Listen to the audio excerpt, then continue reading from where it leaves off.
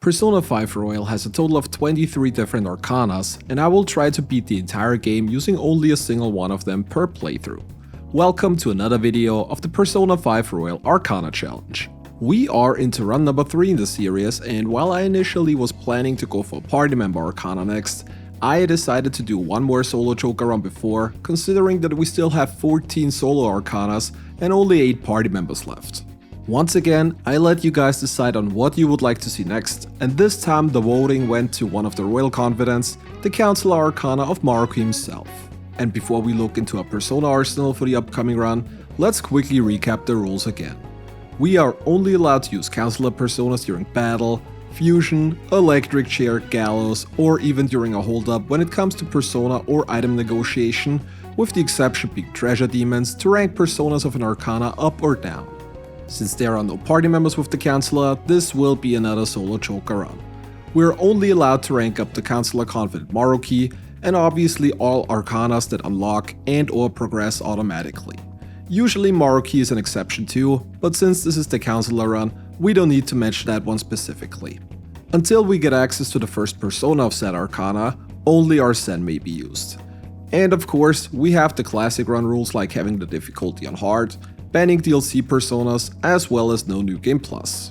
I am also taking suggestions for the next Arcana again, which will probably feature one with a party member, so let me know in the comments which one you want to see coming up next time. As always, I'm writing this as I go through the run, which officially starts once we get to spend our time freely, which is after the Belphegor battle. With all that being said, let's get going. We start the game, select our difficulty, and get to name our protagonist, and because my creativity is still locked down somewhere in Kamoshida's castle, I just went with Narumi to remind Maruki that his former girlfriend is forever gone indeed. It wasn't until long after I started playing that I realized I should have named Joker Billy Kametz as a tribute to the English voice actor of Maruki, who unfortunately passed away in 2022 from cancer at just the age of 35. Consider this a tribute run to the great work as Dr. Maruki. Thanks for all the snacks. While we got the opening cutscenes running in the background, let's take a quick look into the Councillor Personas and what kind of options we're going to get in this run. One thing you might notice quickly is that for the first time in this challenge, we are able to use every single persona available. Usually we ban all personas that are either DLC or require an advanced fusion with different Arcanas. Both of those are not the case here, so we can use the full potential of the Councillor. The first persona comes at level 12 with Kushimitama, so we can probably ditch Arsene before the first major boss fight already. We're going to go into detail on each persona once we reach the level required, so I would say we jump back into the game for now. Once we get to spend our time freely, we head into the clinic first.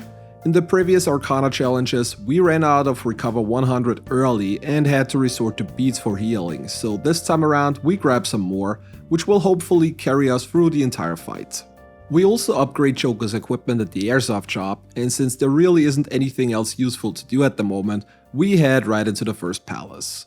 Those who have watched the tower run might have heard the next parts before, but I still want to mention it because it's gonna be an ongoing problem for every single solo Joker run. With Arsene, we only have access to physical, gun and curse attacks, and unfortunately there are not a lot of enemies weak to any of those types in the castle.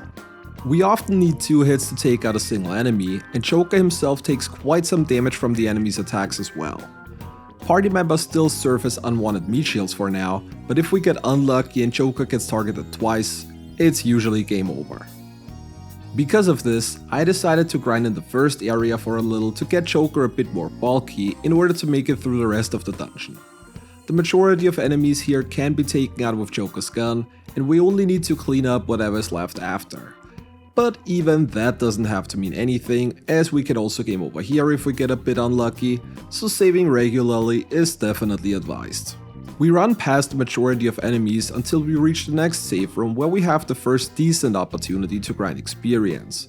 The strong shadow of this dungeon Barif gives 60 experience, which is quite a bit for this point of the game. It also seems to usually target the other party members first before focusing on Joker, which gives us quite a few turns to get damage in. With stun guns, we can also shock the enemy and then put technical damage on it with cleave until it's down. Depending on how the battle goes, there is still a decent chance we can game over here, but considering the enemy is right next to the save room, We can't really lose any progress if we save regularly.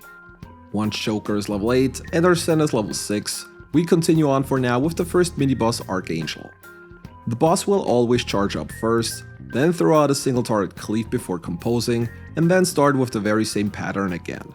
In our last solo Joker run, we learned that the best way to approach the boss is to just constantly cleave the enemy and ignore everything else. Since Archangel usually targets all other party members before Joker, this battle is relatively safe and we managed to beat it just in time even though we had 2 attacks miss over the course of the fight. Just like in the earlier parts of the palace, we continue ignoring the majority of enemies on the way. With our very limited move pool, and Joker being the only one allowed to attack, we can't really battle most of the enemy formations effectively, and grinding on Barif works rather well anyways, so we usually stick to that. One additional thing I would like to mention is that we grab a Kelpie and an Angel on the way to fuse them into Kushimitama later. We are allowed to fuse the very first persona of an Arcana if it's not available via random encounter, as long as we don't use any of the skills carried over during fusion, so we grab those 2 on the way to immediately head into the Velvet Room once we reach level 12 later on. With that being said, we have to go through the 2 Eligor battles next in order to get the ice needed to advance. The strategy here is to put the enemy to sleep with Dream Needle and then hit some nice technical damage with Cleave. Unfortunately, Dream Needle not only can miss, its chance to proc sleep is only 35%, so while that strategy is a bit dependent on luck, it's probably the best way to approach such enemies at the moment. We managed to get 2 sleep procs in a row, and the first Eligor is down soon after. The second Eligor fight goes to show why we want to work with sleep here. We don't manage to get a sleep within 3 attacks, and then Eligor just casually one-shots Joker with Double Fangs. We get a bit luckier on attempt number 2, and once the second Eligor is down as well, the only thing left to go for is the Will Seed Gatekeeper Slime. Similar to the Eligor battles, we try to put the enemy to sleep to hit technical damage off of it. We managed to hit a lucky crit with Dream Needle, but unfortunately the boss afterwards decides to Assault Dive Joker, which once again is a one-shot, and another game over. Attempt number 2 went better, and once the boss is down, we retrieve the last Will Seed. This one comes with a diorama and also an extra Tarokasha once we bring it to Jose later on, and those who have watched the tower run might remember that this accessory is quite useful and will potentially see quite some use down the line. Joker at this point is level 10, and considering we currently wouldn't stand a chance against Kamoshida anyways, we continue grinding against the Barifs until we reach level 12 and can officially get the first Councillor persona of the run, which is a Kushimitama. And looking at it, some of you may notice a huge issue with Kushimitama, and if you do, yes, you're seeing this right. Kushimitama does not get a single damaging attack. We literally don't have a single physical or magical attack, which means that until we get to level 22 and are able to grab the next persona, literally the only thing we can do to deal damage is regular attacks. We did carry over Garo during fusion, but since this is not a skill that Kushimitama would usually learn, we're not allowed to use it, so we have to stick with regular attacks for the next 10 levels. Thanks to this, I wasn't quite sure if level 12 would be enough to get us through the fight with Kamoshida, but I still wanted to try, so we leave the palace for now and get ready for the first major boss fight. We sell off all our loot, wash the armor we got at the laundromat for a nice armor with plus 30 max HP, and then send the calling card before heading back into the castle for the fight against Kamoshida. In phase 1, the boss will attack with Volleyball Assault twice each turn, and considering we have all party members except Joker guarding, we obviously want the boss to target them. As for damage on the boss, it's pretty boring because, well, the only thing we can do is attack. Once the trophy becomes targetable, Kamoshida will also raise his attack with Lustful Slur. Ideally, we want to get rid of the trophy quickly, while also making sure that his attack buff runs out by the time we transition to the next phase. Eventually, all party members are down, and Joker by himself is not able to withstand 2 consecutive hits with boosted attack, and we game over here again. There really is nothing we could have done about this. We just have to hope that Volleyball Assault doesn't deal too much damage early on, as it can hit anywhere between 1 and 3 times. If Joker gets hit regularly, we can also heal up using either a Recover 100 or a beat if he gets real low on HP. We get incredibly lucky on attempt 2 with a dodge just before we're able to destroy the trophy, and thanks to the beat fully healing Joker, we're able to take the golden spike on the following turn. While Shio is up, the strategy is to knock her down first, and then throw our recover 100 in order to be able to take the next golden spike. We do that a couple of times until she is down, and with that we transition into the last phase of the battle. Since Kamoshida still has an attack buff up, we guard until it runs out, and then just put the battle on auto. Kamoshida will only use Golden Knife at this point, and since the only thing we can do is attack anyways, might as well speed things up a little. Every time Joker gets below 30 HP, we throw a recover 100 to get his HP up again, and then continue on doing damage to the boss. Just like in our last round though, we eventually run out of them, so at this point we have to start using beats for healing as well. It wasn't until I used up a couple of beats already that I realized that Kushimitama has access to Dia, and while it only heals for about 60ish HP, Kamoshida only attacks for about 45 damage each turn, so we can slowly build up our HP stock until we are ready to throw out a couple of more attacks. We do that until we're able to get the boss down, and with that we complete the first major palace of the game. While that wasn't all too bad, we have to stick with regular attacks until we get to level 22, so I'm not very confident looking forward to the next palace. During downtime, we usually work part-time jobs during the day for some more money, and craft infiltration tools or work out during evenings in our room. Working out especially is important as we want to get our max HP up early, since being able to take an extra hit during a boss fight might make or break this run. We also need rank 5 proficiency in order to max out our attacking rank, and considering that we don't really need any other social stats in this setup, we try to get our proficiency up quickly. After Kamoshida confesses, we go out to celebrate and get to name our party the Therapists, with the Mementos tutorial segment happening just a couple of days later. And during the battle with Oberian, you can see how much it sucks to be stuck with regular attacks. Oberian does huge damage while we barely scratch it. All of our party members are gone soon after, so now it's up to Joker to take all the hits. Sledgehammer does roughly 100 damage with a chance for an extra dizzy proc, so this is not looking very promising.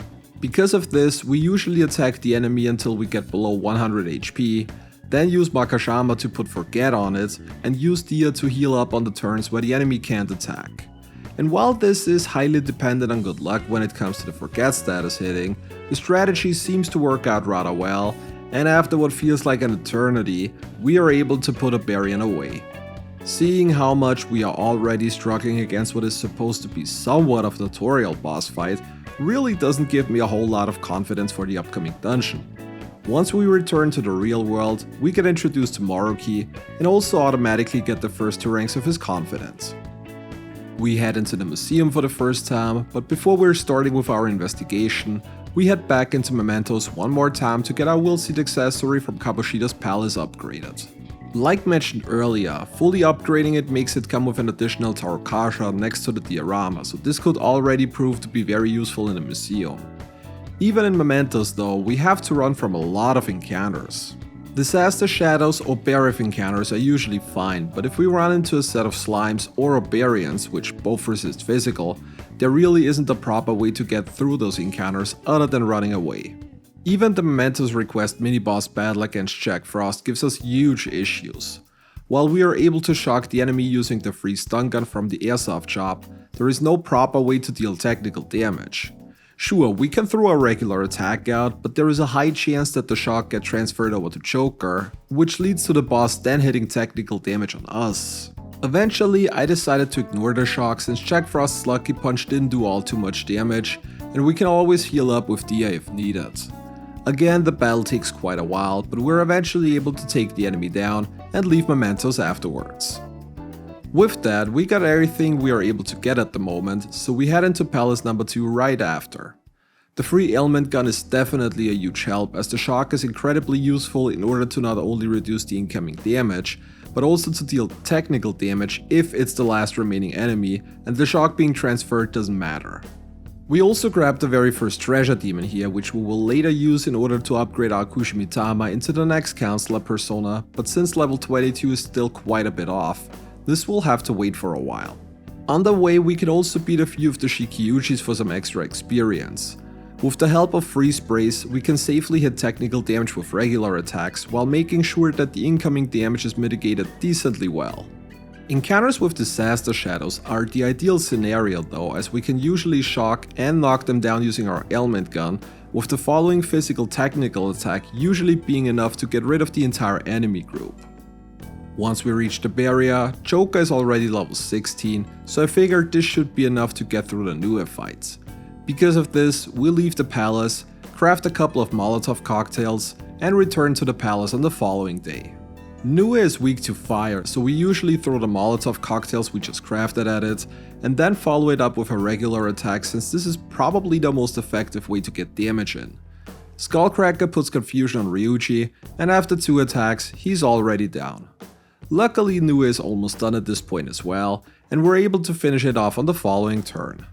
Shortly afterwards, Yusuke awakens to his persona, and we now have to battle Ippon Datara and a couple of Kappa Tangos, and this one gave me quite a bit more trouble than I initially expected.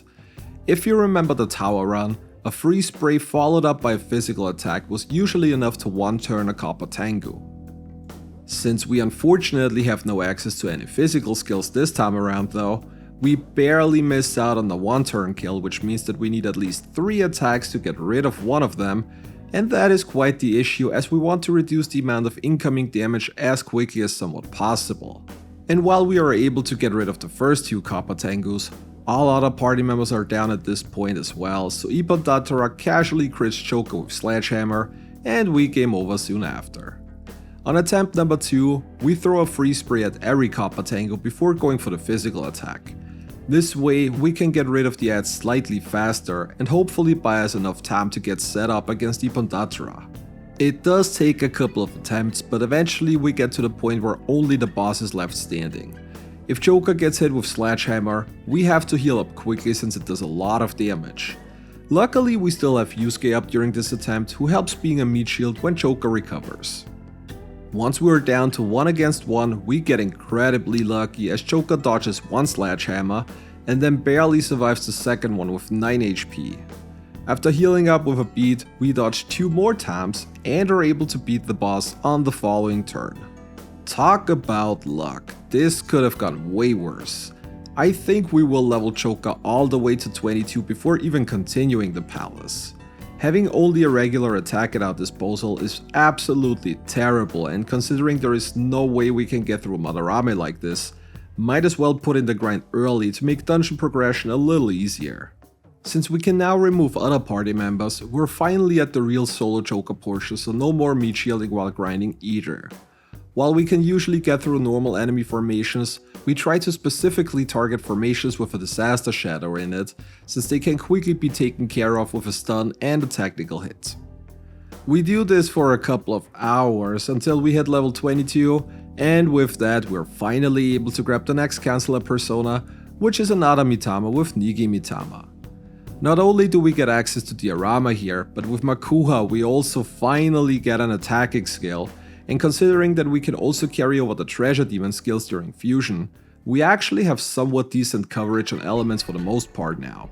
And with that, dungeon progression becomes rather comfortable as well.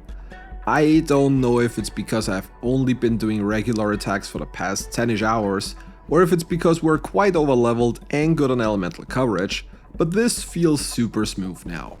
In the mini boss battle with Kurama Tengu, we stun all enemies with our ailment gun and then hit technical damage on the boss with Fry. This time we are able to tank a raged Magarula and take the enemy down on the following turn. The forced battle against the 3 Makami is free now as well, as we can just use Mazio to get almost all of them down before they even get a chance to attack. With that, the only thing left to do is the Will Seed Gatekeeper or Habaki, and as most of you know, this is probably one of the trickiest early battles. My initial plan here was to put Dizzy on it and then hit technical damage with Makuha, but since this has a decent chance to miss, I decided to go back to my usual strategy, trying with freezing the enemy and then hit technical damage with physical attacks. On only our 3rd attempt we got incredibly lucky with Joker dodging several attacks and status elements not sticking. Mabufu did its part as well, and we got the enemy down way faster than I expected, to be honest. With that, we're basically done with the dungeon, but considering that we are only level 23 now, I very much doubt that we are able to stand a chance against Madarame in a solo setup.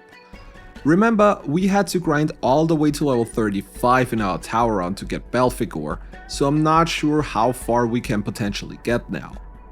I still wanted to give the battle a shot regardless, so after beating a couple of more Shikiujis on the way to get some more armor for the laundromat, we leave the palace for now and prepare for the boss fights.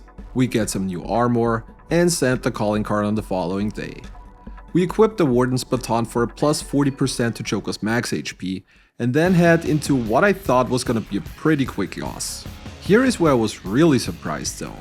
Not only is Makua able to hit 3 portrait parts since the eyes don't drain bless, but with Makua also having a slightly higher base damage compared to most tier 1 spells, we actually do pretty decent damage to the boss. In fact, with some lucky dodges on the incoming attacks, we were able to take out all the portrait parts except the nose in 3 turns. With only the nose left, the battle becomes quite a bit easier. Resurrected parts can quickly be taken down again with a regular attack, and on the other turns we can slowly start chipping away at the nose's HP as well. A few turns after, the last portrait part is down and we transition into phase 2 with the fakes. Now, this went much better than I initially expected, but phase 2 is just as hard, if not even worse in a solo setup like this. We get attacked by 4 different elements, with electricity also hitting Nigimitama's weakness, so keeping your HP up while also doing damage is not going to be that easy. And while all of the fakes are neutral to blast damage, 2 Makuhas unfortunately are barely not enough to get them down, and we game over on the following turn due to an unlucky burn and weakness hits hitting again. So while we did get surprisingly far on our first attempt, this could still prove to be rather tricky. The good thing is that phase 1 seems to be quite consistent as long as the left eye doesn't attack with Thunderclap, as we're usually able to take out the 3 parts rather quickly, at which point phase 1 becomes pretty safe. This time, we also make sure to heal with Diorama before getting the nose down to make sure we are high on HP going into phase 2. Like mentioned before, all fakes are neutral to bless attacks, so the plan here is to take all of them out with Makua several times, since they will eventually spawn permanently asleep. If we're able to reduce the incoming attacks each turn to only 1 or 2 enemies, I can see us having a much better chance at winning this battle. Makua has the nice side effect that it also damages Madarame, so we're also able to get some damage on the main boss in as well. We slowly try to make progress in this fight, while also healing up regularly with Diorama if needed. Unfortunately, I forgot that the sleeping spawn is not guaranteed, so after accidentally wiping a sleeping fake with Makua, the next one spawns awake again. This basically means that if we want to increase the amount of sleeping fakes, we have to resort to single target attacks like items in order to not kill any of the already sleeping fakes. After Madarame spawns 3 electricity ones, there is basically no way for us to survive this for any longer, and we game over again shortly afterwards. On the next attempt, we actually got wiped in phase 1 already, since the left eye opened up with Thunderclap, and we didn't have enough HP to last for 2 turns. This is pretty much the only scenario where we can game over in phase 1, but this shouldn't happen all too often, so I don't really care about this too much. Once we made it back into phase 2, we once again take down all the fakes with Makua until the first sleeping one spawns, and we get lucky here as we get 2. Instead of throwing out AoE attacks again, we now just completely ignore the other 2 and start throwing out regular attacks against Madarame while healing up if needed.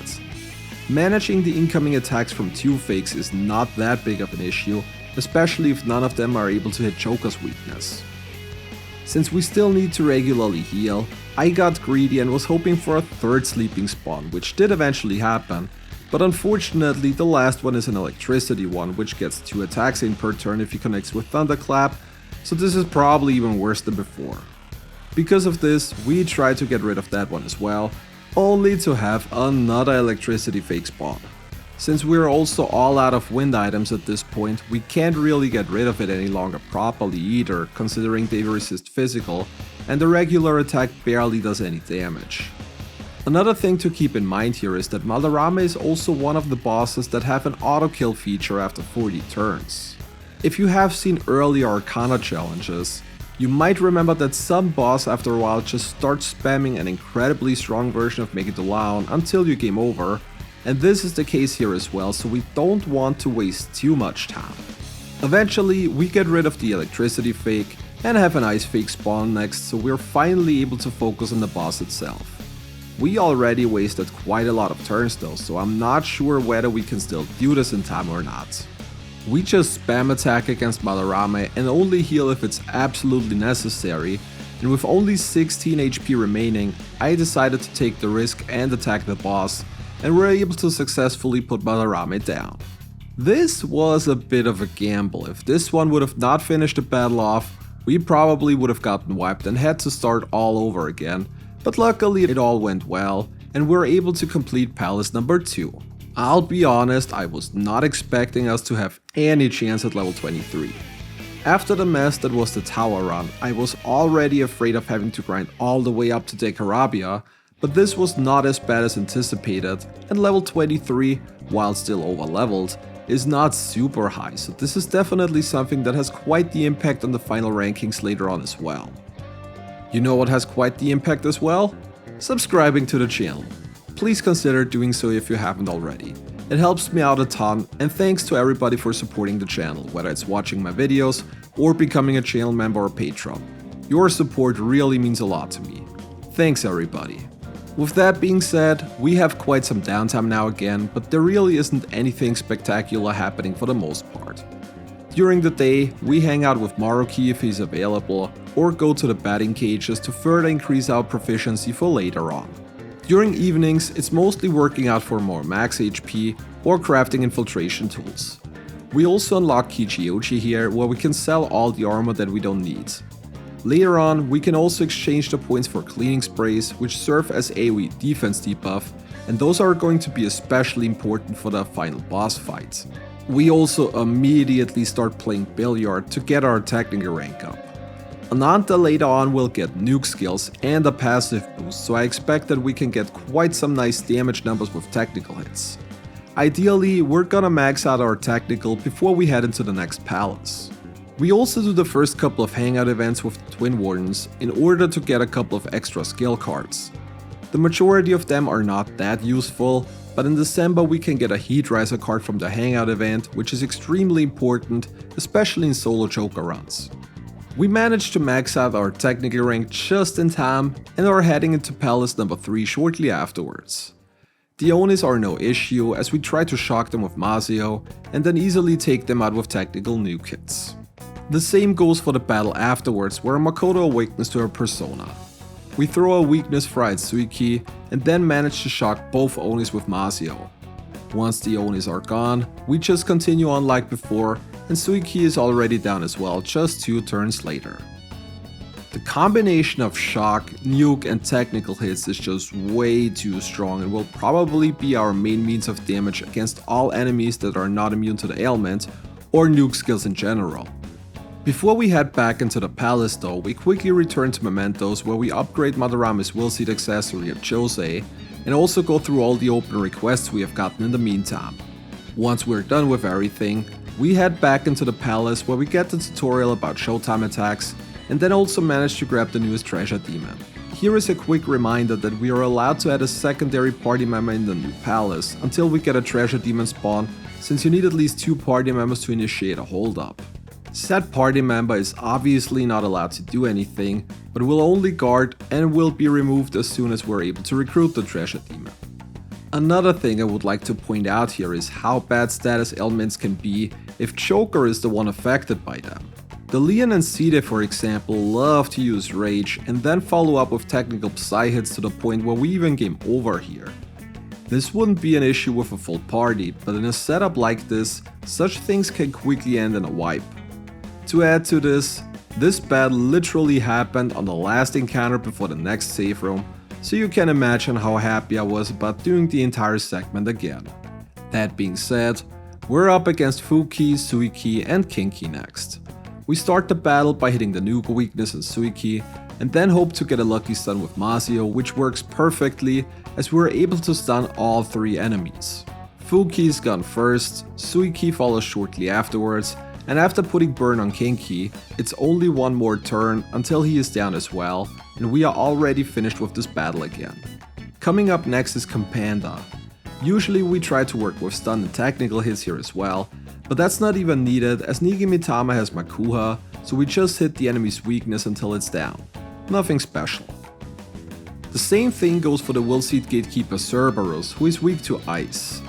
We just throw out a couple of Mabufos until the enemy is down, and then are pretty much done with the palace already. Considering we're almost at level 31, I decided to stay in the palace and grind on Takemi Nikata for a bit longer, until we reach level 32, since this is the point where we get access to the next new persona with Dekarabia. Dekarabia repels fire and resists both nuke and curse, but the glaring issue with it is obviously the weakness to physical attacks. Since we're not getting to get any way to get a resist or now physical in this setup either, this is definitely the biggest problem we're facing with an otherwise really solid persona. Dekarabia gets access to Tetrakarn, a fire boost to increase the damage of Argidyne, null fire to carry over during fusion, as well as Megidola. If it wasn't for the physical weakness, Dekarabia would be a top tier persona, but even with it, I think we will find quite some use for it.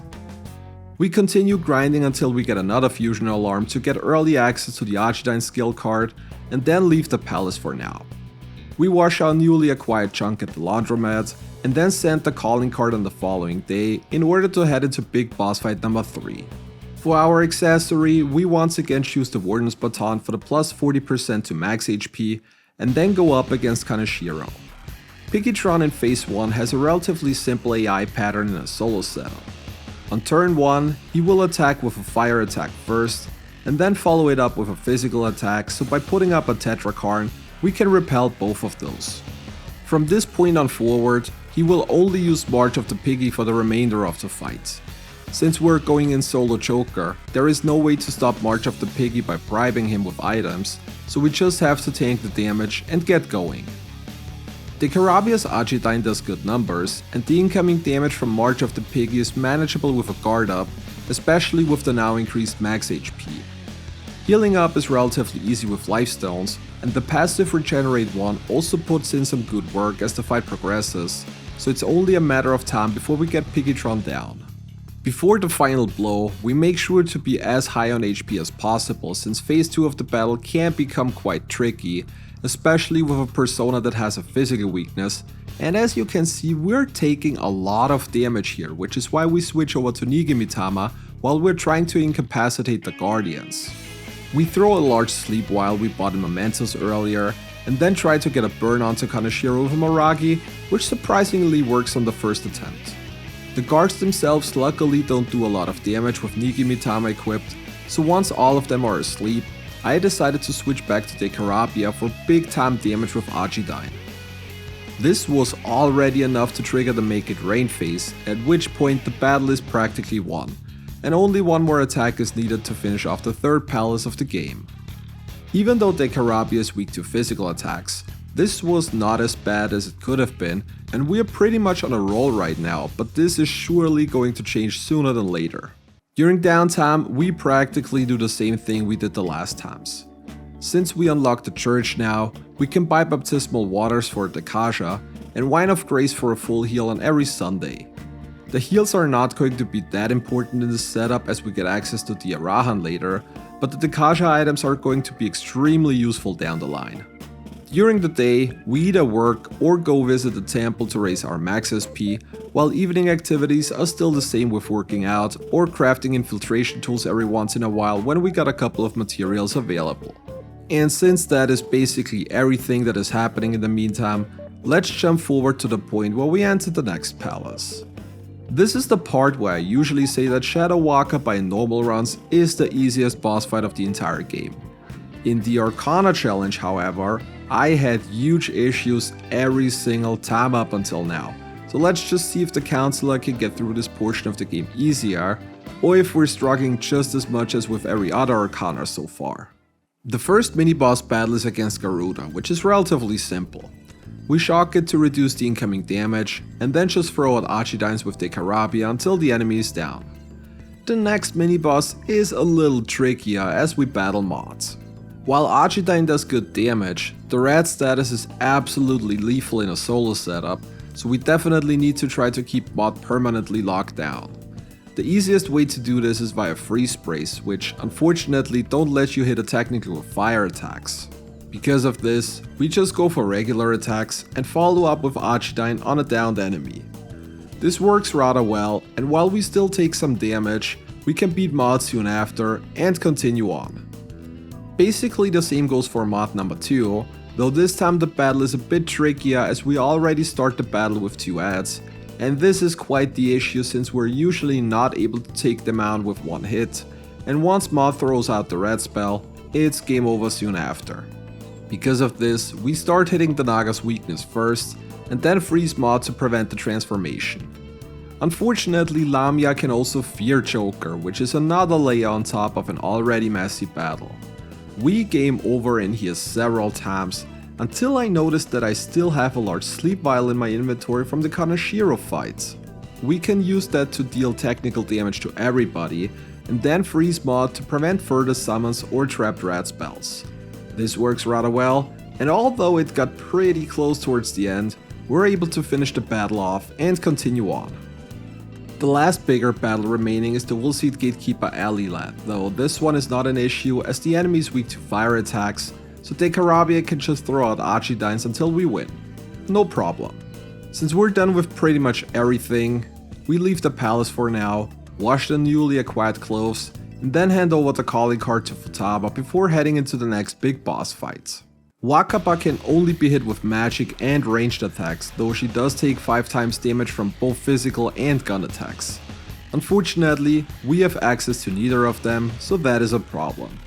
And those of you who have watched the previous Arcana challenges know that this boss can be a huge issue in general, but there is one big difference this time around.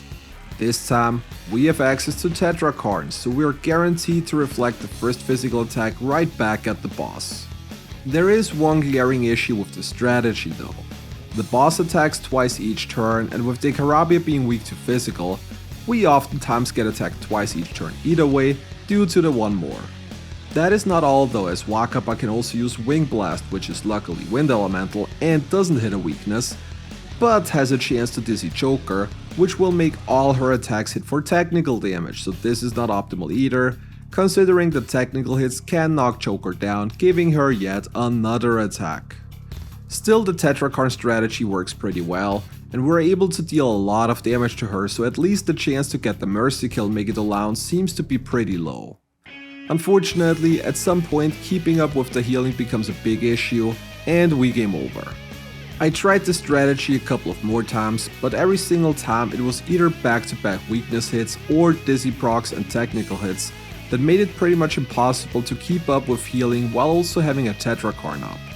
Because of this, I went back into the Velvet Room and tried to get Tetrakarn onto Nigimitama via Gallows. Nigimitama has much lower stats than Dekarabia, but not being weak to physical is definitely a huge advantage in this boss battle, so I feel like this is probably the way to go here. And while this was definitely a big improvement over the previous attempt, we are still very much at the mercy of the RNG gods. Wing Blast at this point becomes an even bigger problem now, because the technical can still knock Joker down and cause big damage. The good thing is that we still have Regenerate 1 on Nigimitama, so this means that we regenerate roughly 15 HP each turn, which doesn't sound like a lot at first, but it does add up over time, so this is one more thing that could be potentially useful. All of this doesn't matter though, because technical hits, or like in this case an unlucky crit, can still easily wipe Joker and give us another game over. Now, we're not going to go through every attempt because the strategy is relatively boring.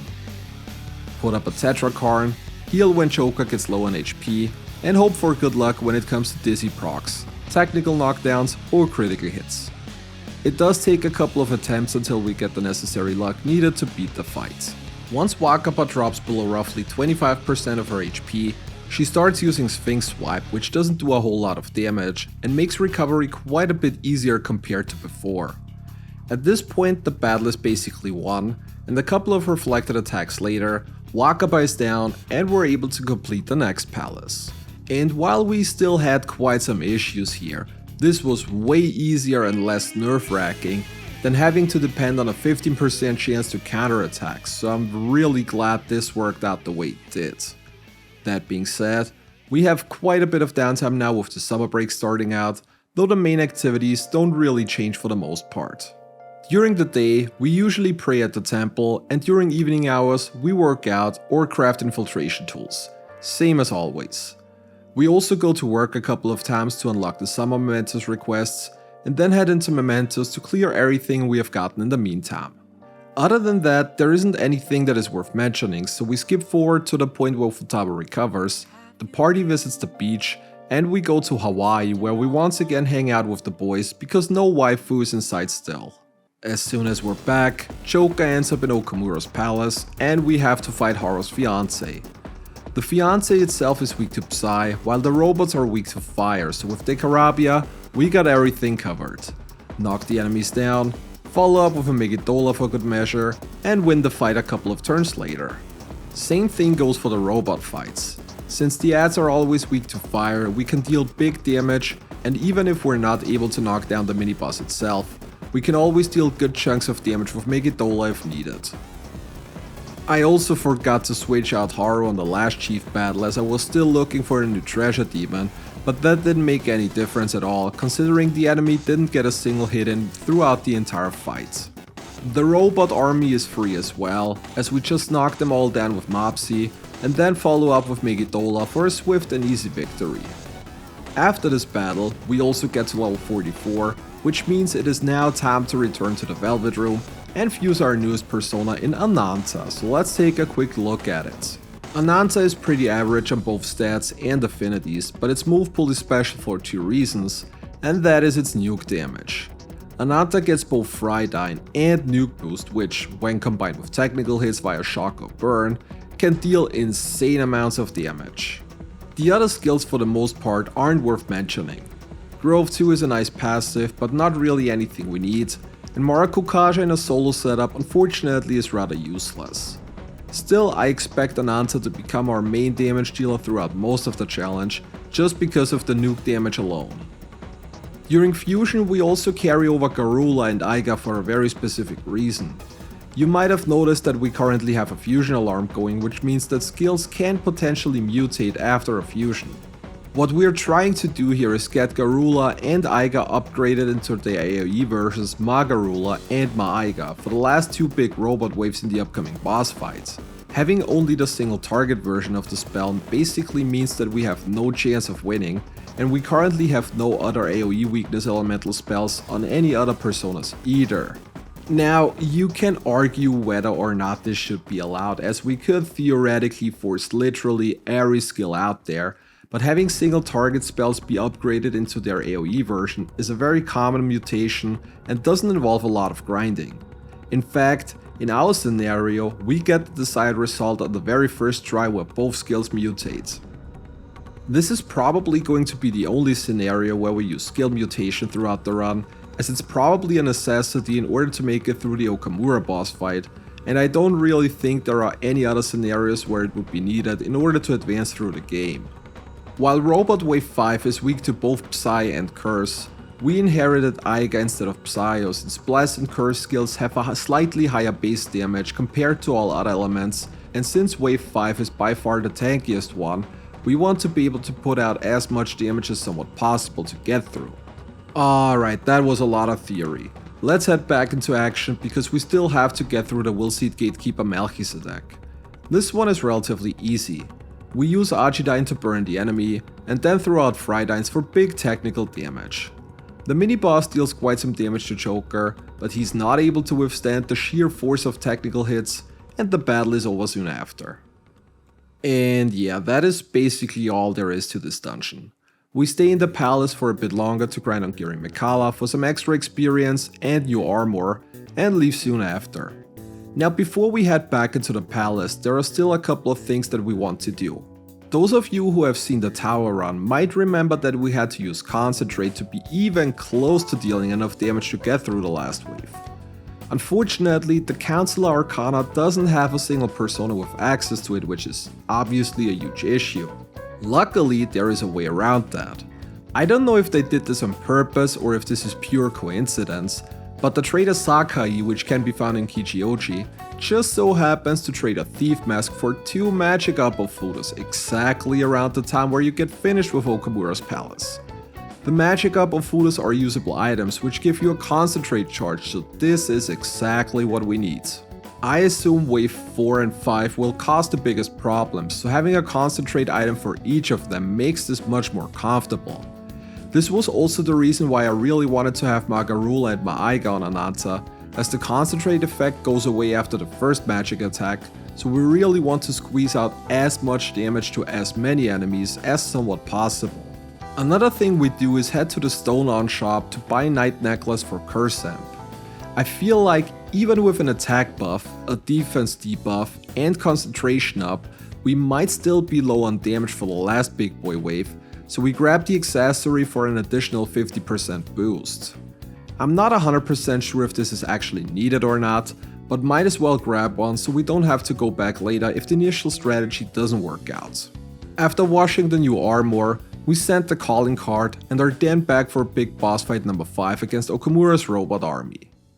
Wave 1 is weak to fire, so Dekarabia's Maragion swiftly burns through all of them. For wave 2, we go for ice damage with Bufula on Ananta. Since it's a single target spell, we need 2 turns to get through here, but this is not an issue at all. Wave 3 is weak to nukes, so with Ananta and nuke boost, those are quickly taken care of as well.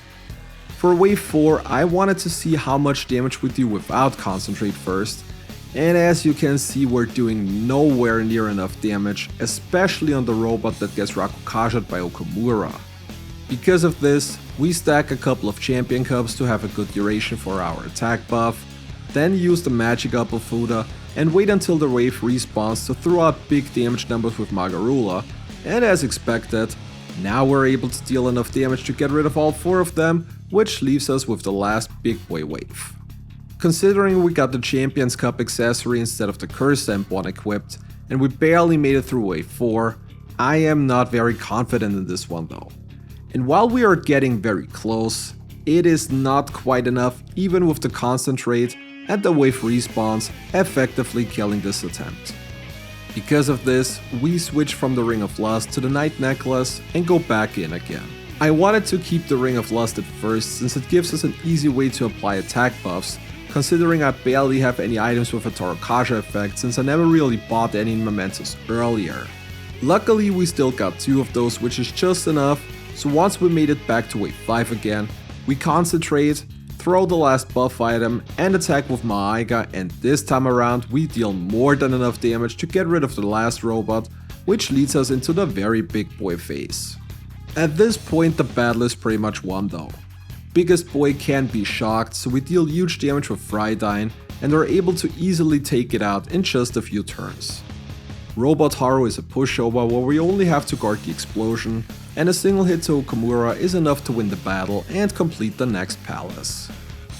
This went just like I envisioned, and not only is this great for the Councillor Arcana, but for pretty much every other Arcana as well.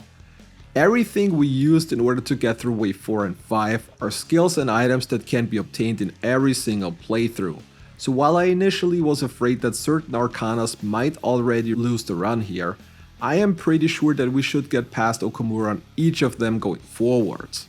That being said, we have some downtime again, and since we unlocked Haru, we can now also continue Maruki's Confidant, at least up to rank 9. Other than that, it's still the same as before. Praying at the temple during the day, and working out or infiltration tools during evenings. We are getting relatively high on max HP, which is why we also start playing video games during evenings.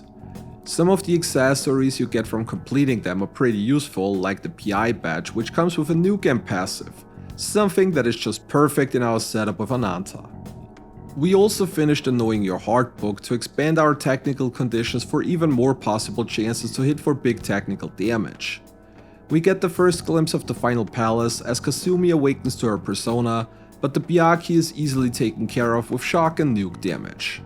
Haru's dad dies, Akechi blackmails the party into joining them, and we're off into the next palace shortly afterwards. The Omni-Resist Oni is easily taken care of with a single Megidola, and we continue on until the first real mini-boss with Neburos. This one is weak to Bless, but since we have no decent Bless spells available at the moment, we just throw a Happy Bomb to knock it down, and then follow up with Frydine. The boss itself barely scratches Joker, and we are already done again a couple of turns later. During this segment, we also get to level 57, which means we can now fuse the next Councillor persona Yatagarasu, so let's take a quick look. Yatagarasu really isn't special for the most part. Its elemental affinities are average, and the skills are nothing big to talk about either. The most useful skill is probably Null Wind, which we can carry over to other personas, but other than that, it's not really worth mentioning.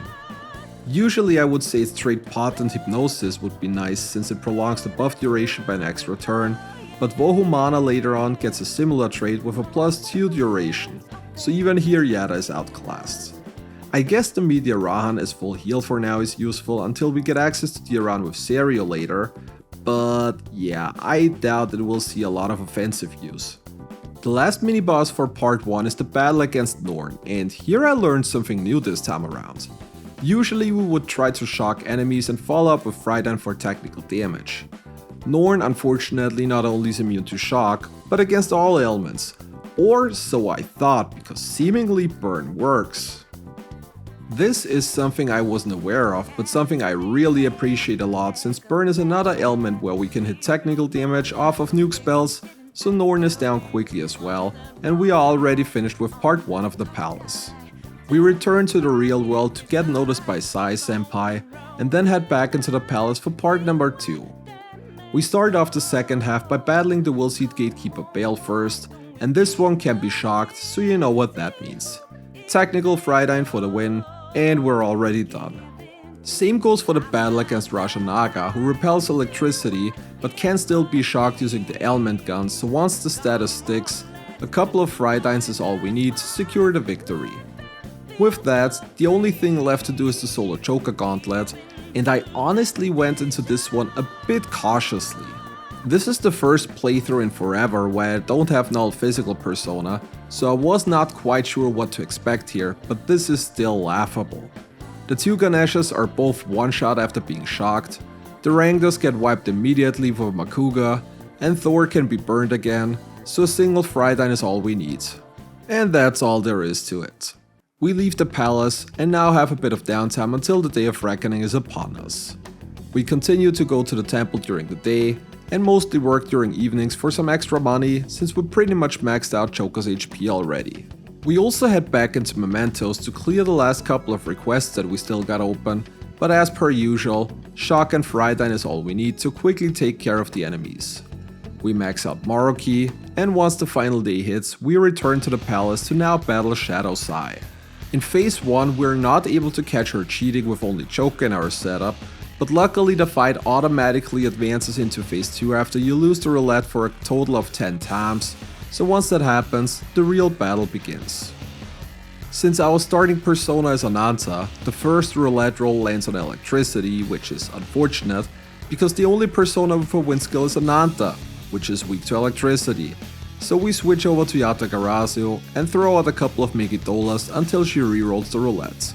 The second time it lands on Nuke, so we switch to Dekarabe for Mopsy.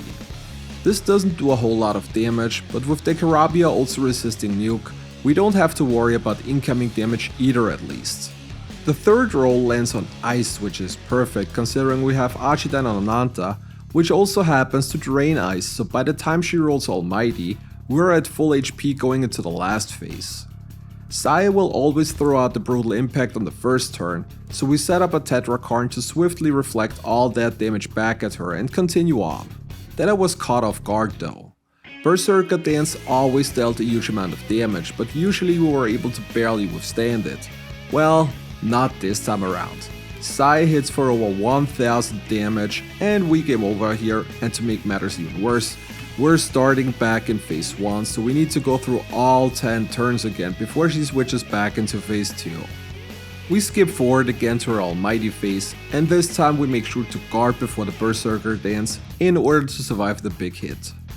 From now on she will use Berserker Dance every 4th turn, so by knowing this we can prepare accordingly and guard to make sure that we don't get wiped yet again. Other than that, there isn't much worth mentioning about this battle, and a couple of turns later, we win by reflecting a Severing Slash to finish Shadow's Eye off and complete the next palace. And since we already had our free time pushed earlier, we only have to go through a crap ton of cutscenes before we already end up in Shido's palace. As most of you know, we have to go through a total of 5 mini-bosses here, not including the Akechi battle right at the end, so I would say we get started right away. First up is Yamato no Orochi, which is a free battle considering the only thing it does is attack with ice magic, which Ananta drains. We stun the enemy, throw out big Frydines, and are able to beat the enemy before it even gets its first attack off. Before we continue on, we head back into the Velvet Room as we have gotten to level 62 in the meantime, which means we can now fuse the next persona, Seiryu. Seiryu is only weak to nuke damage, though it does learn Repel Nuke immediately, so technically it's the first persona without a weakness. On the damage side though, it is nothing special. While it does learn both Bufudine and Mabufudine, it doesn't get access to any passive elemental boosts, so those are not very useful unfortunately. The Repel Nuke is great to carry over during fusion for phase 1 of the final boss battle, but the most useful skill is probably Makara Karn. With Dekarabia and Tetra Karn, we can now theoretically put up both kinds of shields, so in situations where we can read the enemy AI pattern and know what's coming up, we could theoretically cheese certain fights to full now. As for our offense, we will continue to stick with Ananta and its boosted nuke attacks, but Seiryu is definitely a useful addition to the team. With that being said, we continue on to mini-boss number 2 for Neos. For Neos loves to spam brainwash attacks, so we equip the Lamb's Pillow, which halves the chances of getting inflicted with an ailment, and then head into battle. While we reduce the chance to get brainwashed though, this doesn't mean that it's guaranteed, as the boss still manages to stick one on Joker and then almost wipes him with technical damage. Luckily, we're barely able to survive and can easily heal back up with the Arahan. For Neos also has insta-heal, so working with elements on our end is tricky, but we do manage to get a burn to stick. This not only is a big help in dealing extra passive damage, but this way we can also once again hit technical damage with our nuke attacks, and just a few turns later, the battle is already over again. Shoutouts to Detox for triggering it twice in a row and making this battle a lot safer than it would have been otherwise. Mini-boss number 3 is a Hanuman, who is accompanied by 2 Garudas. We managed to stun both of the birds using our ailment gun, and the following technical hits are enough to get rid of both of them before they can do any big damage. Once Hanuman is by himself, we can easily take him out with ice attacks. Actually hitting the boss can be tricky at times due to its evade ice passive, but other than that, the fight is pretty safe now, and we are already done shortly after. Before we continue on with the next mini-boss, we make a quick detour to the Willseed Gatekeeper, which is a Kali accompanied by 2 Dakinis, and for the first time this battle is actually a problem.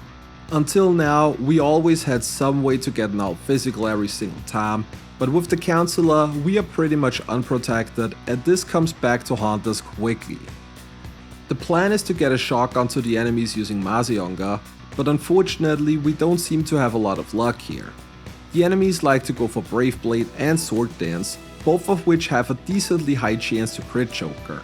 And if this wasn't enough already, they also like to use Wage War and Taunt to potentially Rage Joker, and once that ailment sticks, the battle is basically over as we take way too much damage to have any chance of survival. Rage isn't even necessary to get wiped though, as sometimes an unlucky chain of critical hits is all we need to game over, and there is basically no way to prevent that. The hardest part is definitely getting rid of the first enemy. It took a couple of attempts, but once we were able to beat the first Dakini, the fight already becomes much more manageable. We managed to get rid of the second Dakini on the following turn, and with that the battle is basically won. Kali is now the only one left standing, and since it only uses physical attacks, we can just spam Tetrakarn and watch the enemy wreck itself. We return to collecting the letters of recommendation as we battle mini-boss number 4 Oberon, who is accompanied by 2 Titanias. While the Titanias null nuke attacks, Oberon is weak to it, and considering we got both nuke boost and amp now, we deal a lot of damage here. The Hamon is eaten by our homunculus, and Oberon is gone soon after. Once that is done, we switch to Serio to repel the Titania's nuke attacks, and then just spam a Bufodine until the 2 remaining enemies are gone. The last mini-boss battle is against Ongyoki, and this one is completely free. Ongyoki has a very set pattern which we will abuse to reflect all attacks back at it, now that we got both Tetrakarn and Makarakarn. It will always start the battle with Maiga on, so we use Makarakarn, then we set up a Tetrakarn to reflect the next attack, eat the insta-kill move, and then start all over again. That's it, that's the entire battle. While Ongyoki attacks twice each turn, its second attack is always some support attack like Rakunda, Foul Breath, or later on Heat Riser, so we can conveniently reflect everything back until the boss is down and the last letter is received. With that, the only thing left to do is Akechi, who is once again a multi-phase fight. This time around though, the first phase might be one of the most tricky ones. Akechi summons 2 personas of his own and greatly buffs their attack with Desperation. Like mentioned several times now, this is the first Arcana run where we have absolutely no protection from physical attacks, and with 2 enemies on the field, we can only reflect back 1 attack while having to tank the second one, and as you can see, those attacks deal quite some damage.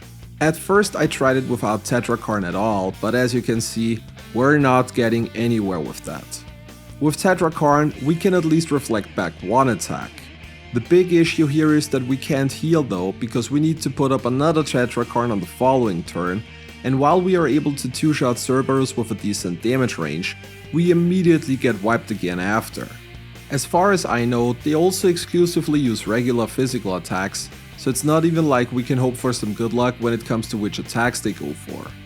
After a couple of unsuccessful tries, I started the battle by throwing a Kanguru Fuda for a defense buff, since I figured the 3-turn buff might give me enough time to set everything up and get the majority of the phase done before it wears off again.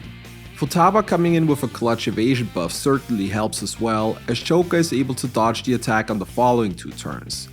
At this point Cerberus is gone, so now the phase is free as we just continue spamming Tetrakarn until the last enemy is down as well, and Akechi enters the battle. The Robin Hood phase of Akechi is very easily readable as it has the same AI pattern as his rank 8 Mementos battle. Technically, we can also reflect everything back at him except the Megidolan, which Choka dodges though. After Akechi wipes himself with Megaton Raid, we enter the next battle against Loki Akechi. In this fight, Akechi now attacks twice each turn and likes to mostly spam physical attacks in the beginning.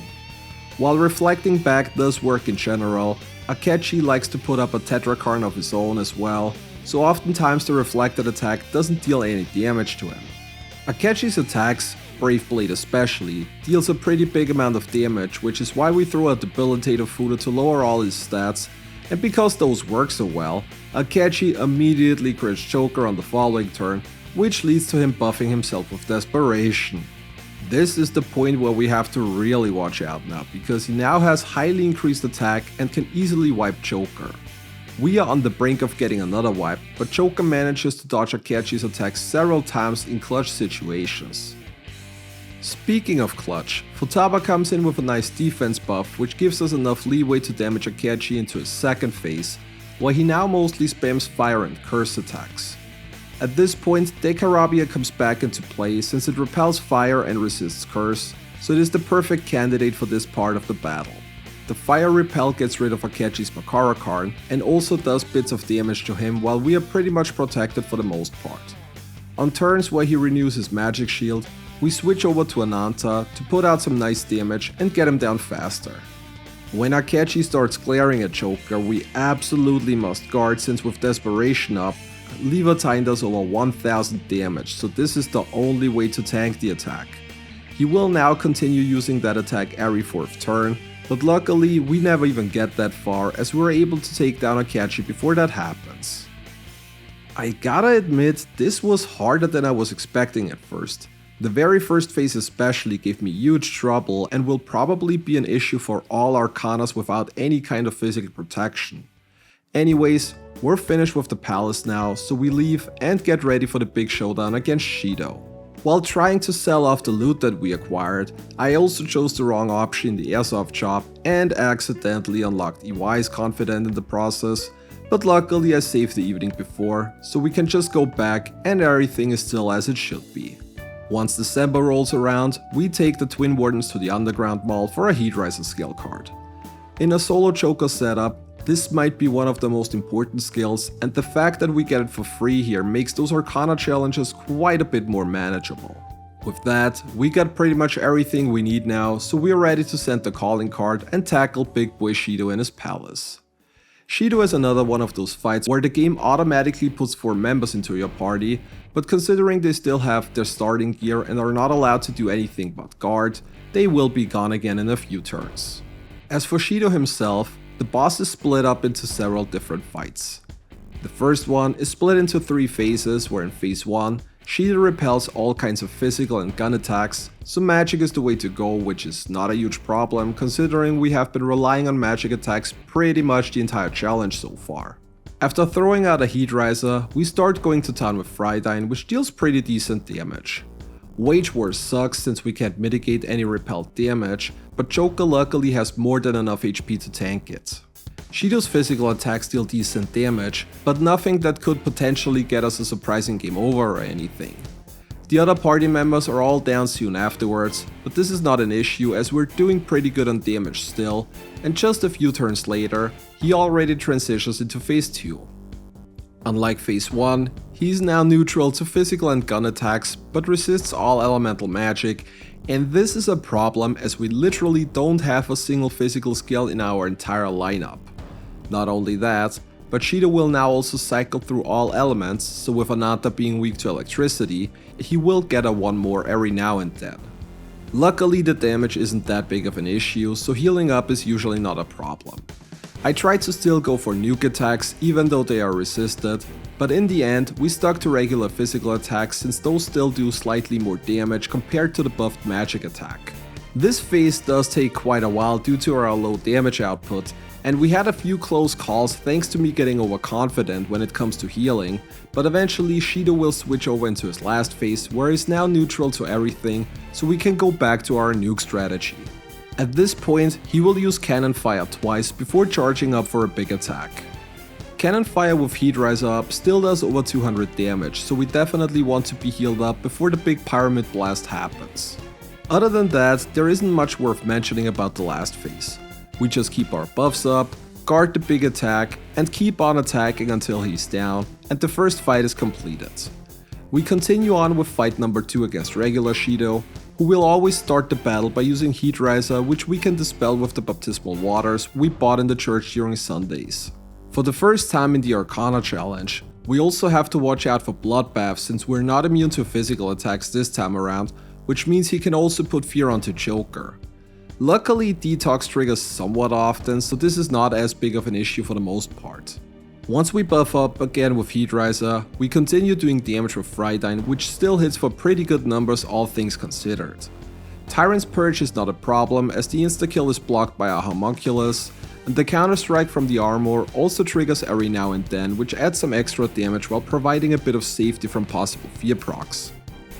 Shido will renew Heat Riser regularly as well, but we got enough baptismal waters to dispel it.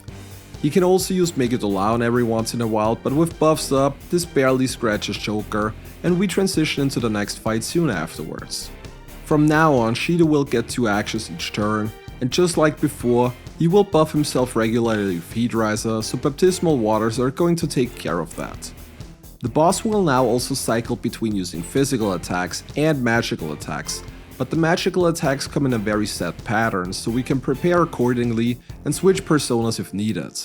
When Shido charges up, we can also put up a Tetrakarn for some extra repelled damage, and then continue on like before. Once Shido drops below half, he will go for his 3-turn combo, so once again we put up a physical shield which reflects back the following Tyrant's Fist. Tyrant's Purge will be eaten by the homunculus, and Tyrant's Wave usually doesn't that much damage, that is, if he even manages to hit Joker. Another reflected Tyrant's Fist soon after is already enough for him to transition into the last phase of the battle. In this one, Shido has a very set pattern on which attacks he's going to do, so knowing that, we can once again prepare accordingly, though the incoming damage is generally not very high, so we are pretty safe and able to get him down and win the battle just a few turns later. Solid fight. We beat Shido on our very first attempt, which gives me quite some confidence for the last portions of the game, though this doesn't have to mean anything because those who have seen the tower run might remember how much of a pain the last two bosses can be. Until we get there though, we still have some downtime. During the day, we go to the temple a couple of more times to max out our SP, and that is pretty much everything that we can do. There is literally nothing useful to do in our free time any longer, so the majority of days are spent in our bed trying to advance time and get to the next portion of the game. We do make one last trip to Mementos to get to the bottom of the final area so we can head into the deep parts immediately come Christmas. I don't think I need to say too much about the requests here. Shock and Nuke take care of pretty much everything with very little issues. The most important part to mention is that during this segment we also get to level 71, which means we head back into the Velvet Room to fuse the second to last persona of the Councillor Arcana with Dionysus. Dionysus has no weakness, which is nice, but his moveset leaves a bit to be desired. Debilitate is great, but unfortunately not very useful in a solo setting, and while he gets good electricity coverage and even access to Thunder Rain through a Fusion Alarm Electric Chair sacrifice, he has neither electricity boost nor amp, so overall Ananta is still going to outperform him when it comes to pure damage. Other than that, there isn't much to talk about in this segment, so we leave Mementos, ace the exams to get the boss undies for an emergency endure accessory, and skip forward to Christmas Eve where the party decides to erase Mementos, so let's get going. Deep Mementos doesn't really have any interesting things to talk about. The most noteworthy thing here is probably the newest treasure demon, which carries all Automa spells for a nice omni buff at the beginning of each fight. We will try to carry over all of those to Yatagarasu and set it as our starting persona so we always start out fully buffed in battle. And since that is all there is to it, we skip forward to after the first scripted Holy Grail battle, where we now have to go through all the Archangels. First up, we go against Uriel, who summons two angels to the battle. The angels like to fully heal Uriel with Rakarmdra, and unfortunately Ananta is not strong enough to get rid of them before they get to do so, which is quite the issue. If the angels keep healing the boss, we're basically stuck in a loop with no real way out. We can theoretically beat a single angel with a double Aiga on, but this way we won't get any damage onto the boss. What I didn't realize at first is that the angels only use Rakarmdra when they are lower on HP. This means that if we never touch them and solely focus on the boss, we should be fine. The angels like to buff Uriel with all kinds of things, but overall I still much rather prefer that than having a full heal every other turn or so. Due to the buffs, the battle takes quite a while, but eventually Uriel goes down and afterwards we just need to get rid of the remaining angel. Archangel number 2 is Raphael, and this one is free as he only uses Heat Riser and Charge before going for a sword stance, so a swift Tetrakarn reflects back all the damage at the boss for a very easy victory. Coming up next is Gabriel, who is magical based. She will always use Divine Judgment on every other turn to half Joker's HP, but luckily we got Dionysus who nulls Bless. Also, please don't mind Yusuke in this battle, as I accidentally forgot to remove him before coming in here since I still didn't have access to the treasure demon from that area. He was wiped pretty early into the battle, so it's not like it made any difference, even more so since Gabriel mostly uses AoE attacks anyways. On turns where Gabriel doesn't use Divine Judgment, she will go for Maziodyne first, and then follow up with Mabufodyne.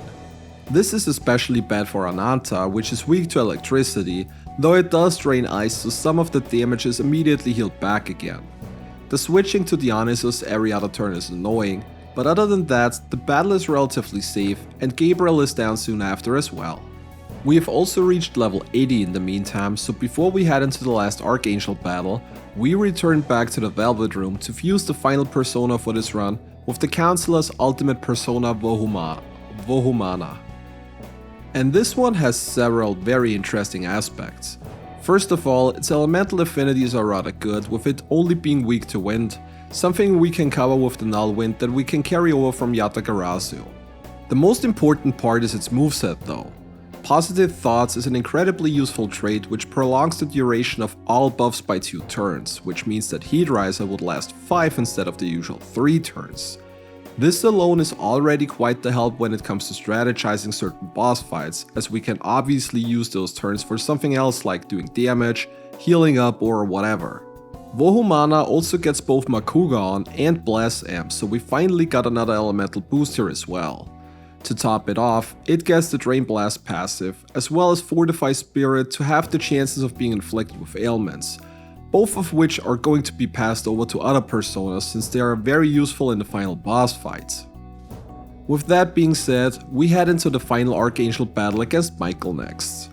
Similar to Uriel, Michael will summon 2 angels at his side, though we already learned earlier that it's best to just not touch them before the boss is down. The angels once again buff the boss, which is kind of a problem here because unlike Uriel, Michael can actually pump out good damage numbers on Joker. He can do all kinds of attacks ranging from physical, elemental magic, or even almighty. When he charges up, he immediately goes for sword stance, so there is no chance for some cheesing Tetrakarn, though the counter-strike armor might trigger every once in a while if we get lucky.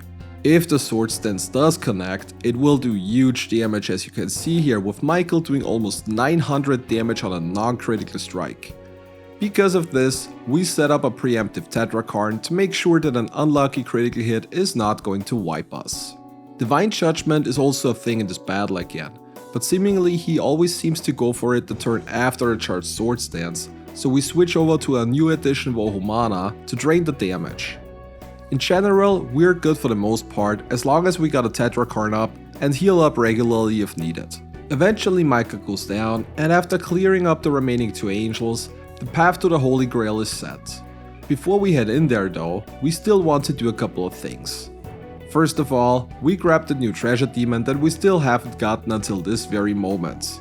The more important part though is that we want to get some more levels and stats onto Vohumana, seeing as it will be our main persona in the fight against Yaldabaoth. Yaldabaoth's book repels nuke attacks, so Ananta is out of the question, and Makugan also has 30 more base power as it's a blast spell, so this is definitely the way to go here. We also want to carry over Heat Riser since its trait increases the duration of buffs like mentioned earlier, as well as the Arahan to have everything important on a single persona. The less we need to switch mid-battle against Yaldabaoth, the better.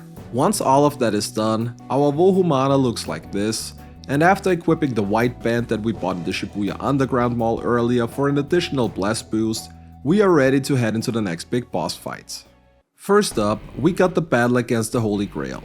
Since we have another solo Joker setup, we're not able to cut the cable, but as we learned in the tower run, this doesn't matter as the Grail does not automatically heal unless you deal too much damage within a single turn. To start things off, we stack a couple of Heat Risers on top of each other for a prolonged duration, heal up with the Arahan every couple of turns when needed, and once we're finished setting up, we start throwing out the Makugans. The Grail does heal once, so it does seem that we are right at the edge when it comes to the amount of damage that we're allowed to do. The heal only happened once though, so I assume we just rolled a really high range for it to fully heal again. Otherwise, the rest of the battle goes without bigger issues, and once the Grail is down, we transition into the Yaldabaoth battle. We start the battle off again by stacking a couple of Heat Risers, though not too many because Yaldabaoth likes to throw out the Kashas to negate buffs as the battle progresses. In the beginning, he will only use Arrow of Light, which doesn't do a whole lot of damage, so setting up everything is no issue, and once we are ready, we start throwing out Makugans again. The first ad that gets summoned is the gun which inflicts lusts. We continue on casting Makugan, which deals roughly 700 damage to the parts, so with them having 1500 HP, we need 3 attacks for them to go down. Luckily they only respawn with half HP later on, but it's unfortunately not quite enough to one-shot them. Still, Makugan does good amounts of damage, and because I was curious, I actually did some math on how well it holds up. Makugan has a base power of 190, which multiplied by 1.25 from the blast boost and 1.5 from the blast amp gives it a total power of 356.25 per turn.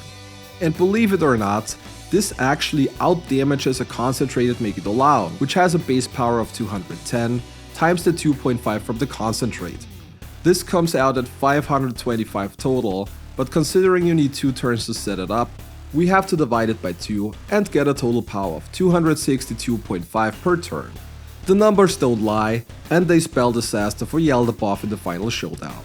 So overall, this variation on average does more damage than our strategy from the tower run, though admittedly you can just concentrate as a setup and then immediately unleash all damage on one turn if needed, so that is definitely an advantage. Anyways, Yaldabaoth has summoned the bell in the meantime, which makes Choka weak to literally all attacks. Again, we continue on throwing out the damage, and thanks to the evasion buff from Heat Riser, Choka has a decent chance of dodging attacks, and it's not all too long before the sword comes out next. The sword has one of the most chill special moves as it only doubles SP cost, something we have absolutely no problem with as Choka has maxed out SP, and we got more than enough recovery items in case we ever run out. Once all ads are down, we get into the book phase where Choka only gets raged. Generally, we want to try to keep the amount of ads down as we don't have any null physical this time around, so in the worst case scenario, we can and will potentially take up to 5 attacks each turn. This is also the reason why my approach to this fight is very much on the offense, only healing when absolutely necessary and reapplying buffs when they run out or Choka gets the Kajat. We make our way through the fight with very little issues, keeping all different parts down until Yaldabaoth resummons all of them at full HP to prepare for the big Race of Control attack. Now with this setup there is no way we can get rid of any parts before the attack goes off, so we need to make sure to be fully healed up and then guard the big attack, which luckily only does about 400 damage. Once that is done, we need to get rid of the parts as quickly as possible since we now have to deal with the before mentioned 5 attacks each turn. And I'm not going to lie, there is no way we can survive here without good evasion luck. It takes 3 turns to put the parts down, so at worst you have to take 10 attacks before that happens, and with each part doing between 150 and 200 damage, this is not gonna happen. Luckily, Choka with Heat Riser does a great job at dodging attacks left and right, and Yaldabaoth already starts preparing for the next Race of Control, right at the moment where Choka's buffs ran out, and we only had 200 HP left. With only a few of Yaldabaoth's parts up, Race of Control only does around 370 damage, and on the following turn, we can get rid of all of them. At this point, the battle is relatively safe. Make sure to keep your buffs up, heal up in time, and make sure to guard the Race of Control to not run into any bad situations. A few Makugans later, Yaldabaoth is down, and we beat the final boss of Vanilla Persona 5 on our very first attempt.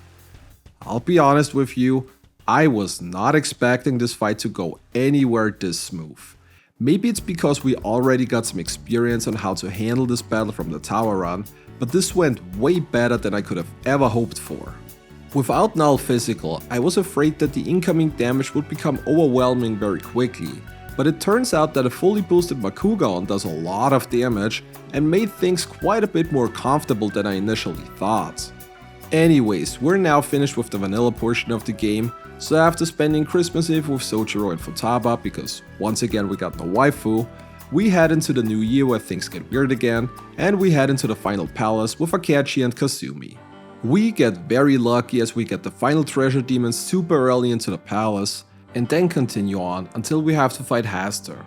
The fight against Hastur is pretty simple, as we just spam Fridine until we get to the scripted portion, and then we're already done with the first part of the palace. After talking to all party members, we get reunited at the palace, and then continue on where we have to fight Kazumire now. Again, this is the first time in ages where I'm doing this without any sort of physical immunity, so I wasn't quite sure how this is gonna go, but just looking at the damage here, I don't think we need to worry at all. Up next we have to battle Sondria, who gets accompanied by a couple of Byakuya. As we learned in the tower run, the Byakuya that get absorbed eventually stop respawning, which is also the strategy we're going for this time around. The Byakuya are weak to nuke, and we're doing good damage, so technically we could probably win this fight even if they would permanently respawn, but it would take forever. This way, we just pummel on all of them until they stop respawning, and then focus our efforts on the boss. Just make sure to constantly reapply Heat Riser, heal when needed, and the boss is down eventually. Sumire rejoins the party, and considering that there are no party members for a third awakening, we head back into the palace pretty much immediately. The first mini-boss fight in this segment is against Chimera and the Dionysus, and this one is rather easy. We stun the Chimera, follow up with technical nuke damage, and then clean up whatever is left of Dionysus. During fusion alarms, we already start preparing for the final boss fight, as we try to get the most important skills onto every persona we will use in that fight. We are looking for Fortify Spirit, Drain Blast, and maybe High Counter on everybody to optimize our setup. The final mini-boss fight is against the two personas whose name you won't get to hear from me. Long-time viewers know why. Anyways, both enemies can be hit with technical damage in this one, as we can stun or freeze the physical one and burn the magical one. Our little mage only uses ice damage, which Ananta drains, but unfortunately she does have Ice Break as well. Still, the incoming damage is rather low, and once the first enemy is down, all we have to do is burn the second one and then proceed to win the battle with nuke magic yet again. With that, we're done for now and have to head into Mementos for the next part of the palace, though this is not a very special segment as we just complete the last couple of requests on the way and then make it all the way to the top. We also try to get the last couple of skills onto our personas. My initial plan was to keep Ananta for nuke damage and inherit Makuga on as well as Blast Zamp onto Dionysus. This way we could keep Vohumana for the prolonged heat rise buff, while the other two personas are going to be our main damage dealers. After trying to get Makugan onto Dionysus without success for about 15 minutes, I decided to check the fusion calculator again, and thank god I did, because Dionysus for whatever reason cannot inherit blast skills. Because of this, we have to make some more adjustments. We ditch our current Dionysus and then fuse Vohumana down to create a new one in order to get the positive thought straight onto it. Afterwards, we fuse a new Vohumana with the Relentless trait for an extra 50% damage when hitting weaknesses. With this variation, Dionysus is going to serve as our Heat Riser persona with the prolonged buffs, while Ananta and Vohumana are now going to be our damage dealers. All this fusing around is a little annoying, but I feel like this is the best way to approach the final boss fight later on. Once that is done, we head back into the palace for the final part of our infiltration. The first mini-boss fight is against Cert and can once again be cheesed with ailments, in this case Freeze. And while we can hit technical hits off of Freeze with Frydyne, it doesn't deal a lot of damage since Cert resists nuke attacks. Because of this, we just go with regular physical attacks which do roughly the same damage as Frydyne would do. The battle takes quite a bit since our damage output is not really the highest, but we're never in any trouble, and a while later Cert goes down. The final mini-boss Siegfried is luckily a little easier as we can put Shock on and then do full technical damage with Frydyne this time around. It's only a couple of turns until we're already done again, and with that the path to the final boss is opened up. We head into Mementos for the final time to clear the last two requests and then get ready for the final day. During every fusion alarm, we try to get our stats up as high as possible. Just like in the tower run, we will try to get at least both Ananta and Vohumana fully maxed out on stats, as the raw power is going to be needed to consistently kill the tentacles. We also inherit Miragidyne and Fire Boost onto Ananta instead of the nuke skills. The tentacles are usually weak to both nuke and blast, or null both, so we need a separate element to work with here. Since we have Fire Boost on Dekarabia, the raw damage should technically be the same, so with Fire and Blast equipped, we should be good to go. We also use both the Charge and one-shot kill skill card we got from Mementos request on Ananta to deliver the final big blow to Azathoth once the tentacles are down, and equip the Demonica device accessory for an extra gun amp to deal the maximum amount of damage. With that, we are now ready to approach the final day and boss fight of this challenge. We have maxed out both Ananta and Vohumana, and also got some stats onto Dionysus, though I really didn't feel like putting in the time to max him out as well, as it's probably not really needed anyways. Now, I think we did enough theory crafting, let's see if this works out in the battle as well. As for the strategy, we try to have our Heat Riser up, and then throw a cleaning spray to decrease everybody's defense. This way, we should be able to one-shot all tentacles as long as we hit the weakness. The physically weak tentacle easily goes down, Miragidyne barely takes care of one tentacle, and Makugan easily takes out the last one, so we're able to deal full damage to Azathoth. I am a bit worried about the fire damage though. We only have a fire boost and no amp, and the first attack did 651 damage, while the tentacles have a total of 650 HP, so unless this was a really low roll, which I doubt, this looks like it might be a range if it one-shots or not, which is something I don't like at all. Maruki himself likes to attack with Raining Seeds, which does full damage since we have no means of physical resistance or immunity. The damage luckily is not that high though, as long as we got Heat Riser up. Azathoth starts growing shortly afterwards, and with that we head into phase 2 already. From now on, we will charge up first before going after the tentacles. Technically, all of them should be able to be beaten with magic, so we can keep the charge all the way to the end to deal maximum damage with a charged one-shot kill to the boss. Maruki will now also start to use Eternal Radiance, and this is exactly what we want. Since we passed Drain Blast from Vohumana onto every persona used in this fight, this guarantees us a free heal every time he uses it. We also hope to trigger a couple of high counters from Raining Seeds, as the repelled damage is not mitigated by the tentacles and hits Azathoth for full damage. Once we set up everything we need, we start to throw out damage again, and here is where I noticed something strange. One tentacle was immune to both fire and blast attacks. I was pretty sure that we should be able to hit every variation with at least one of the two, but seems like I was wrong on that. Just out of curiosity, I threw a nuke item, and of course it hits for a weakness, so it seems that we do need nuke spells after all. Luckily I made a separate save before deleting those skills, so we went back to it and inherited the fire skills onto Vohumana instead of Ananta to keep it for the nuke damage. With those changes, we go back and immediately skip forward to phase 2 since the beginning is pretty much the same as before. Again we set up, and this time we're able to hit all the weaknesses, get rid of all the tentacles, and then throw out a fully charged one-shot kill for about 1700 damage. Another thing I want to point out here is that Maruki loves to spam Evil Smile, which can potentially fear Joker. Thanks to transferring Fortify Spirit over to all personas though, Evil Smile often misses, and we're able to make good progress in the fight without being held up for all too much.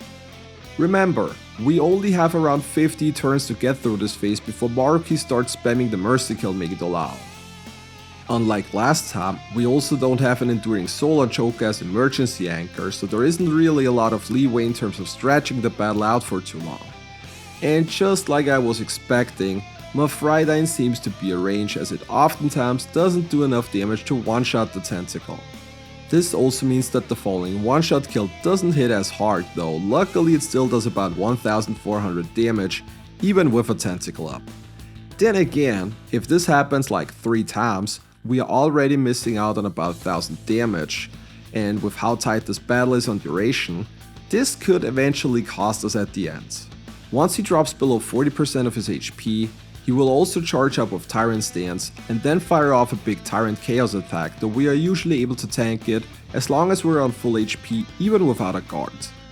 And yeah, that is it for the most part. We continue on doing damage until Maruki drops below 20%, at which point he will charge up for another Tyrant Chaos, but once again this can be mitigated with full HP or a guard up. At this point we almost got Azathoth down, so it looks like we might get another first try victory here, but during the setup for the last cycle, we seem to run out of turns as Maruki now throws out a huge Megidolaon and destroys our hope of getting through him on our very first attempt. The strategy itself seems solid and should probably work, but I am a little worried about the damage range on Mafridine. We already have maxed out magic, as well as all passive boosts that we can get, and it is still not a given if we can one-shot the tentacle or not. The loss of 300 damage on one-shot kill, as well as the very luck-heavy chance to repel physical attacks every once in a while, make this really hard to calculate. I wish we had a second amp passive other than Bless, but it is what it is, we just have to work with what we got. Now I'm not going to show you every single attempt here, since the strategy is always the same. We game over here a couple of times, either because of Megidolaon or even regularly in the battle because I start playing too aggressively to quickly pump out damage. Evil Smile, even with reduced chance, can still trigger fear every once in a while, and if we get unlucky, we get a double turn, which means that in the worst case scenario, we just lost 2 turns where we can do absolutely nothing. Maruki also likes to cast Taronda every once in a while, which is another thing that throws our setup off, as we have to reapply another Heat Riser before being able to go for the attack. All of those things can prolong the battle in a setup where we want to get our damage out as quickly as somewhat possible. We game over here a couple of more times, but eventually we get a run where we are lucky in both our damage ranges, as well as Evil Smile misses, and although very risky because Joker was very low on HP, we successfully beat Azathoth and move on to phase 3. Now this is something that I already talked about in the tower video. For this battle, we allow the party who automatically gets put into this battle to throw items to get Maruki down a little faster. Thanks to the highly reduced damage, this is almost impossible in a solo setup without your party, at least with our limitations, so for this fight exclusively, we allow the party members to throw items to get through it. Still, this doesn't have to mean anything, as Grand Palm can still easily one-shot Joker if he is not on full HP. Luckily, we can just restart in the very same phase, so getting wiped is not a big issue, and on the second attempt, we make it through phase 3, and with that the challenge is won. Phase 4 is scripted where the party can't lose, and once we bonk Maruki on his forehead, we have a little fisticuff battle against our therapist, and then complete the very last battle. And that is it, everybody. We officially beat the third run in the Persona 5 Royal Arcana challenge. Going in, I wasn't quite sure what to think of the Councillor Arcana. The fact that we have access to every single persona is obviously a big advantage, but the lack of physical skills as well as physical resistance had me worried quite a bit. I was especially surprised that we made it through Madarame that quickly, and that the Elder Buff was quite a bit easier than I expected without any kind of physical resistance. But let's put up the ranking and see where the Councillor is gonna land at the end. In general, this run went very similar for the most part compared to the tower, but the fact that we made it through Madarame way earlier is definitely a big upside. Wakaba was also much more manageable thanks to Tetrakarn, and the Elder Buff was not as bad as expected. The lack of physical immunity was not as bad as I first thought it was going to be, and most fights in general went pretty smooth. Because of this, I think we can put the Councillor into C tier as well, and I would even put it slightly ahead of the tower. I don't know if it's because I'm starting to get used to the problems that arise with this format, or because the Councillor straight up is stronger compared to the tower, but this is our current standing at the moment. The next Arcana run will feature a party member, so let me know in the comments which one you want to see coming up next time. That being said, special thanks go out to this video's top channel supporters Neurel, Shirker, Matthew Frack and Amosium, as well as all other channel members and patrons. Becoming a channel member or joining the Patreon gives you 48-hour early access to all videos among other small perks, so if you want to support the channel even more, there are plenty of ways to do so. That is it for me today. I hope you enjoyed the run as much as I did, and I hope to see you all next time for another challenge run. Until then, take care.